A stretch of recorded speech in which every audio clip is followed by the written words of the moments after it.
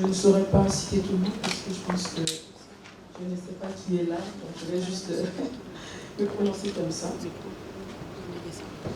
sais pas si monsieur l'ambassadeur est là, mais je vais quand même le citer parce que c'est un discours. Monsieur l'ambassadeur de l'Union européenne au Cameroun, monsieur le représentant de l'Organisation internationale de francophonie pour l'Afrique centrale, monsieur le représentant communauté économique des États de l'Afrique centrale, distingués invités, en vous rend grade, qualité.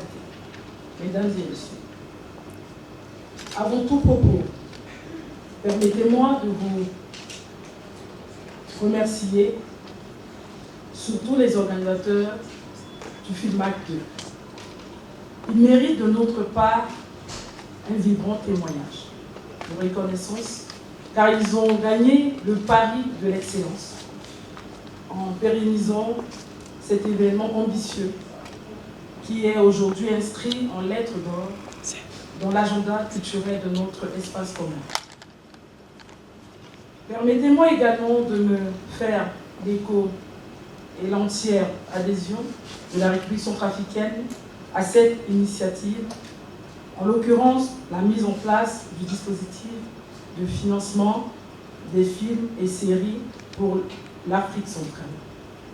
En effet, ce mécanisme arrive à point nommé pour nous, car il viendra combler le fonds de garantie des industries culturelles sous d'autres espaces comme l'Union économique et monétaire ouest-africaine. Donc l'Organisation internationale de la francophonie est présente. Mesdames et messieurs, point besoin de vous rappeler que l'industrie du cinéma apparaît comme l'industrie culturelle, par exemple, par excellence. Il est devenu pour nous, peuple, un bien de consommation courante de cette réalité. Implique pour les entités de réalisation et de production audiovisuelle une rigueur dans la gestion des contrats, de même que les droits qui lui ont rattachés, afin de garantir une protection des œuvres et leurs auteurs. La question des droits d'auteur est donc un sujet fondamental pour la préservation du marché du film. Et nous devons tous ensemble nous saisir urgemment de ce dossier. En effet, les contenus créatifs sont devenus le nerf de la guerre du marché numérique global, car ils se dématérialisent davantage et leur exploitation et consommation se font de plus en plus sur des plateformes numériques. Mesdames et messieurs, en République centrafricaine, notre ambition est d'accroître la production et de valoriser la création de l'industrie cinématographique. Malheureusement, la non-application du cadre législatif existant et le paritage fragilisent nos viviers de création et mettent en péril le dynamisme de cette filière de l'avenir. Ma présence intervention consiste donc à procéder à une analyse du financement des créations audiovisuelles et dans la rémunération des auteurs. Il s'agit de faire un état des lieux du cinéma centrafricain dans un premier temps, ensuite d'analyser l'environnement réglementaire et institutionnel de la filière. L'activité cinématographique de la République centrafricaine a pris ses origines en 1966. Elle était à l'époque gérée par un simple service d'information rattaché au cabinet de la présidence du gouvernement. Elle n'était qu'au stade de presse, car aucune structure privée ou étatique n'était spécialisée et les seules réalisations étaient des films politiques, administratifs, etc. Dans les années 1970, il y a par la suite eu la création du service de développement cinématographique à la direction des sites et de la culture. Après mûre réflexion, les autorités centrafricaines ont décidé le secteur afin d'assurer le respect des normes en matière de production, de diffusion et d'exploitation, activités cinématographiques devaient être régies. C'est dans ce contexte que le département des arts et de la culture a fait signer le 4 septembre 2020 aux autres autorités du pays le décret numéro 20.320 portant création, organisation et fonctionnement du Centre national de la cinématographie.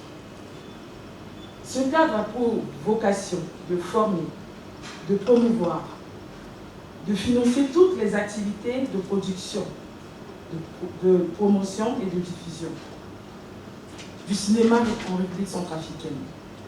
C'est donc dans cette dynamique que le département que je dirige, depuis juin 2021, travaille sans relâche afin que soit mis en place, à l'instar des autres pays de la sous-région, un fonds de développement du cinéma.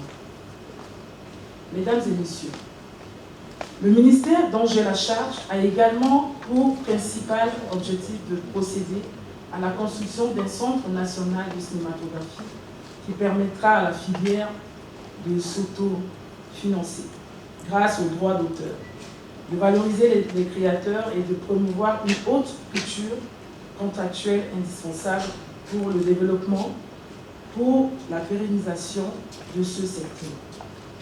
Je profite donc de l'occasion pour lancer un vivant appel aux amis et partenaires de la République centrafricaine désireux de nous accompagner dans ce processus à se joindre à nous. Mesdames et messieurs, ce séminaire régional est le lancement du dispositif de financement des films et des séries pour l'Afrique centrale, qui nous réunit ce jour, arrive donc à point nommé. Il nous permet d'investir un secteur complexe, celui de financer de la production, de la promotion et de la diffusion du cinéma. Enfin, à caractère commercial, quelle est l'entreprise? Le prétexte trop trouvé pour en parler est la formation, et précisément la formation initiale et continue, qui induit la notion de renforcement de capacité. Mesdames et messieurs, l'Afrique centrale, pour être compétitive sur le marché africain, doit passer obligatoirement par la formation initiale et continue des acteurs du cinéma et la mise à disposition de ce fonds pour accompagner ce processus. Tout ceci, je crois très fortement que notre objectif est de produire des films de qualité, exceptionnels, qui soient projetés dans les plus grands festivals. Il serait donc urgent et primordial qu'il soit créé une école régionale de la cinématographie qui puisse venir en appui à ce fonds que nous souhaitons créer. Ce sont là mes motivations profondes que nous avons voulu partager avec vous. Donc, il me plaît de souligner la pertinence en vue des objectifs déclarés, car le secteur en question, celui des industries culturelles, souffre d'un déficit de compréhension. En effet, les industries culturelles constituent une réalité un peu particulière dans le tissu économique national. Pendant leur action sur la valorisation de l'action culturelle, beaucoup d'entre elles privilégient la performance économique au détriment de la création artistique. De telles habitudes peuvent être perçues du côté des acteurs culturels comme allant de soi, et sa récurrence peut à la longue entraver les actions tendant à développer nos entreprises culturelles, qui ne l'oublions surtout pas, évoluent dans un monde des affaires où la notion de compétitivité économique est de rigueur. Du reste, la nature et le fonctionnement des industries culturelles peuvent se présenter comme des atouts inconstables dans le jeu économique et social actuel. Ici, ajoute d'ailleurs que L'intégration des technologies numériques dans les structures culturelles doit amener ces dernières à s'adapter au changement. Apprenons donc à réaliser un équilibre entre les compétitivités économiques et création artistique et donnons à nos gestionnaires, managers et administrateurs culturels les outils et les stratégies pour leur progression. Ce séminaire, pour moi, devait donc répondre aux besoins exprimés dans le domaine des arts vivants en termes de professionnalisation et accompagnement de caractère professionnel. Mesdames et messieurs, je ne saurais terminer sans remercier l'OIF, la CEC, l'Union européenne et autres encore, et aussi les organisateurs ainsi que le directeur de l'Institut français, la tenue de ce séminaire. Excellent séminaire à toutes et à tous. Je vous remercie. C'était donc le mot de la ministre de la Culture de RCA.